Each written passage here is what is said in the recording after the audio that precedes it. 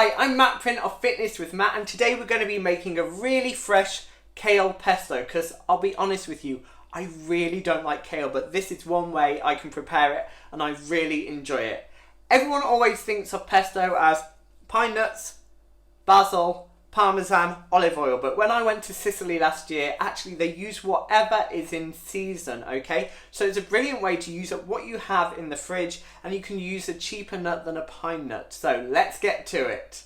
We need some kale, some pasta, a ripe tomato, a lemon, some almonds, a garlic clove, some salt and some olive oil.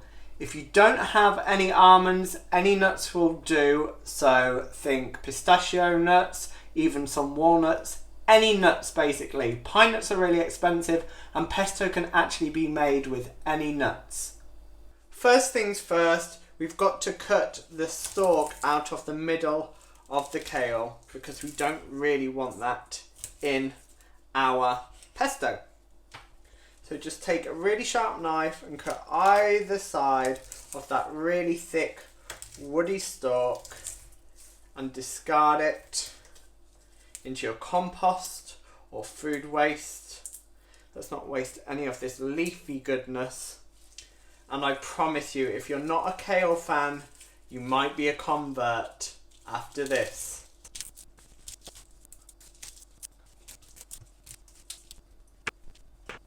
Bring a pan of water to the boil. What we're going to do is blanch the kale to partially cook it to make it a little bit easier to digest, but also to lock in the goodness and lock in the green. So once your pan is up and boiling, put the kale in, plunge it in. You may need to just push it into the water. Use your kitchen assistant, aka Alexa, to set a timer for 1.5 minutes. 1 minute and 30 seconds, starting now. Alexa, stop. When the time is up, you want to take the kale immediately out and put it in a sieve and refresh it under cold water to stop it cooking. Use some tongs to take the kale out of the water because then you can reuse the water to cook the pasta and therefore save some water. While the kale drains, it's time to prepare the other ingredients. So peel your garlic, roughly chop the garlic to help the food processor along. We're going to slice the tomato into wedges. You want the juice of half a lemon. This recipe serves one person, so don't forget to double it if you're serving more than one. Once your kale is somewhat drained, what you want to do is to squeeze as much of the water out as you can.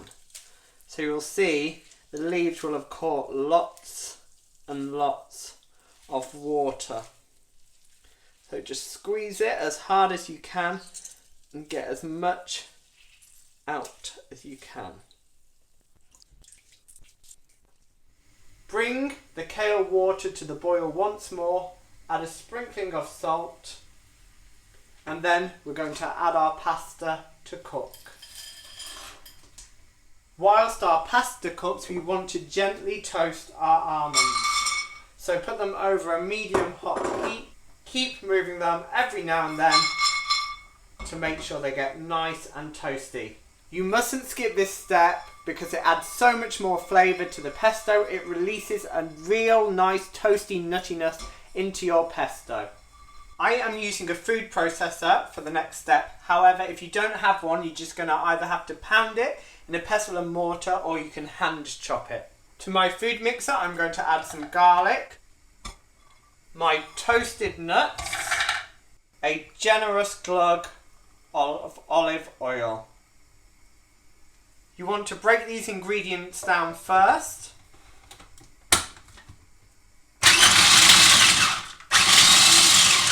Once the ingredients are partially chopped, we're now going to add our kale.